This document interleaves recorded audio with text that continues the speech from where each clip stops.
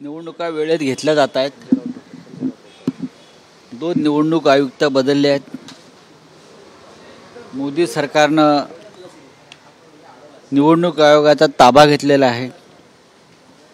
त्यांनी निवडणूक यंत्रणेचा ताबा घेऊन संपूर्ण निवडणूक हायजॅक करण्याचा प्रयत्न करू नये। या देशामध्ये लोकशाही टिकावी यासाठी गेल्या 100 वर्षामध्ये अनेकांनी बलिदानं दिलेली आहेत, संघर्ष केलेले आहेत। याचं भान मोदी सरकारने ठेवावं। निवडणुका कधी होऊ द्या।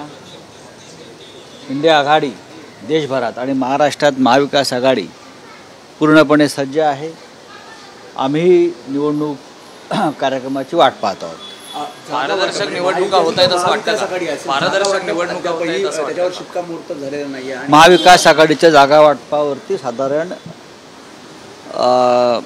शिक्कामोर्तब झालं असं मी म्हणेन। पण राहुल गांधींच्या सभेनंतर त्या संदर्भातली घोषणा होईल। महाविकास आघाडीमध्ये कोणत्याही प्रकारचे खास असे मतभेद नाही। आता 3 पक्ष आहेत, एवढ्या मोठा महाराष्ट्र आहे। एखाद दुसऱ्या जागेवरून नेत्यांपेक्षा कार्यकर्त्यांमध्ये खेचाखेच असते। कार्यकर्ते जे असतात त्यांना अनेकदा वाटते की नाही ही जागा आपल्याकडे असावी, दुसऱ्या पक्षाच्या कार्यकर्त्याला वाटतं आपल्याकडे असावी। त्याच्यामधून हा थोडासा खेळ सुरू होतो।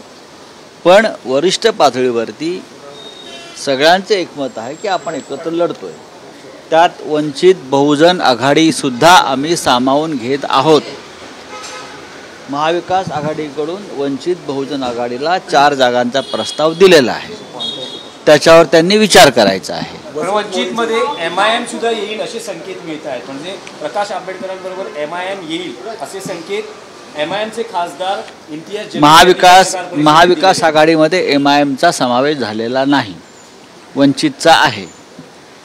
महाविकास आघाडीमध्ये CPI, CPM, शेतकरी कामगार पक्ष बरं का, त्यानंतर कपिल पाटील यांचा पक्ष असे पक्ष आहेत। MIM संदर्भात कधीही कोणीही चर्चा केली नाही। प्रकाश आंबेडकर आणि MIM अशी जर युती होणार असेल किंवा असे ते पूर्वीचे जे त्यांचं राजकीय समीकरण जुळणार असेल, या देशातला नव्हे तर या महाराष्ट्राला खास करून मुस्लिम वर्ग ह्या वेळेला भारतीय जनता पक्षाला अप्रत्यक्षपणे मदत करणाऱ्या कोणत्याही पक्षाच्या पाठीशी उभा राहणार नाही। या महाराष्ट्रातला आणि देशातला दलित आणि वंचित वर्ग अप्रत्यक्षपणे भारतीय जनता पक्षाला मदत करणाऱ्यांच्या पाठीशी उभा राहणार नाही। मुसलमान असतील, दलित असतील, वंचित असतील, या सगळ्यांना हुकुमशाहीचा तसेच संविधान विरोधी भूमिका घेणाऱ्यांचा पराभव करायचा आहे। आणि मला असं वाटतं की डॉक्टर बाबासाहेब आंबेडकर हे एक महान व्यक्तिमत्व आहे, ज्यांनी या देशाला संविधान दिलं। डॉक्टर बाबासाहेब आंबेडकरांच्या नावानं राजकारण करणारे कोणी असू द्या, त्यांनी डॉक्टर आंबेडकरांना लहान करू नये अशी त्यांच्या समाजाची भावना आहे।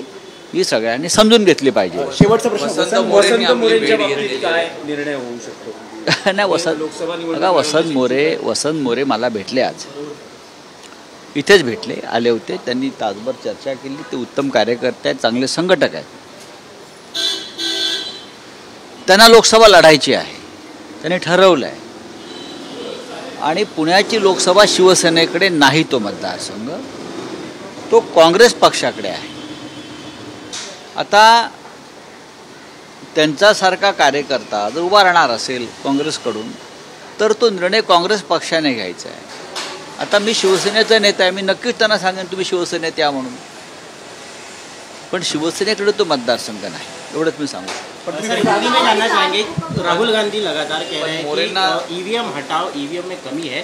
चुनाव आयोग के पास भी आप जाने वाले हैं, क्या चुनाव आयोग कल की घोषणा में इसके बारे में कुछ नहीं करेगा? ये पूरी चुनाव की यंत्रणा जो है वो मोदी जी के कब्जे में है, अमित शाह के कब्जे में है। फेयर इलेक्शन नहीं होगा। हम कोशिश करेंगे हमारा दबाव रहे उनके ऊपर, इस देश को लोकतंत्र और संविधान को बचाने के लिए बहुत से लोगों ने कुर्बानी दी है और आने वाले दिनों में अगर ज़रूरत पड़े तो हमारे जैसे लोग और कुर्बानी देने के लिए तैयार है। सीटों के बंटवारों का सस्पेंस अभी तक खत्म नहीं हो पा रहा है। एमपीए की आज बैठक है, आज बैठक है, लगभग सीट शेयरिंग पूरी तरह से ख़त्म हो गई है। 1-2 सीट पर चर्चा होती है, कार्यकर्ताओं का दबाव होता है। एक चुनाव क्षेत्र में कोई बोलता है हमारी ताकत है, कोई बोलते हैं हमारा ये कहना है जो जीतेगा उसकी सीट है। प्रकाश आंबेडकर तो कह रहे हैं कि संभाजी नगर पर उनका दावा है जो कि शिवसेना की सीट है। प्रकाश आंबेडकर जी महाविकास आघाड़ी के एक हमारे सदस्य हैं, सम्मानीय सदस्य हैं।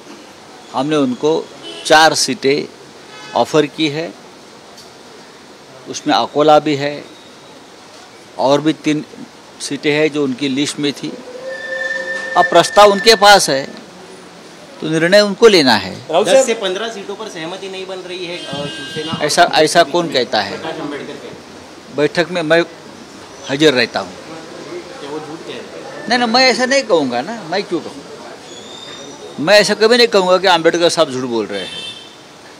ये उनकी राय हो सकती है, लेकिन एक भी सीट पर कोई डिस्प्यूट नहीं है।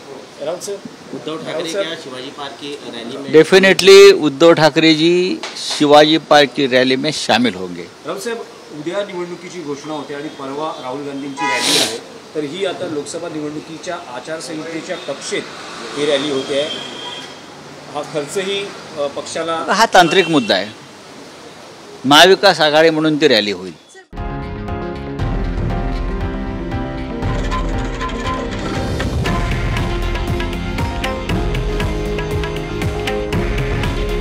हे आहे देशातील नंबर 1 न्यूज नेटवर्क आणि आपण पाहत आहात TV9 मराठी। काळजी तुमची, हित महाराष्ट्राचं।